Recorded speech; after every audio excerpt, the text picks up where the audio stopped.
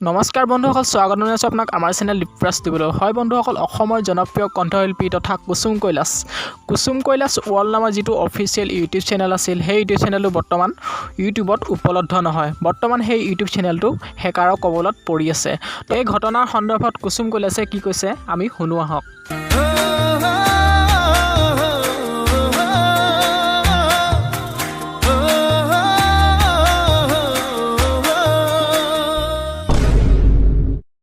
হয় বন্ধুসকল, কুসুম কৈলাশে লিখিছে, এটি বিশেষ গুহাৰি সকলো সংগীতপ্ৰেমী ৰাইজক অতি দুখেৰে জনাওঁ যে যোৱাকালি মোৰ ইউটিউব চেনেল কুসুম কৈলাশ ৱৰ্ল্ড চেনেলটো কোনো দুষ্ট চক্ৰই হেক কৰিছে। সেইকাৰণে মোৰ ভিডিঅ' আৰু অডিঅ' আপোনালোকে চাবলৈ বা শুনিবলৈ পোৱা নাই।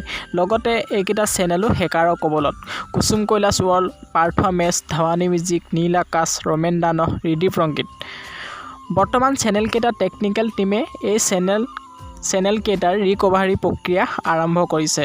2 এদিনতে চেনেলকেইটা পুনৰ এক্টিভ হ'ব আৰু আপোনালোকে আগৰ দৰে ভিডিঅ'সমূহ উপভোগ কৰিব পাৰিব। লগতে তেওঁ লিখিছে, মোৰ শুভাকাংক্ষী আৰু অনুৰাগীসকললৈ ৰঙালী বিহুৰ অফুৰন্ত মৰম আৰু শুভেচ্ছা জনালোঁ।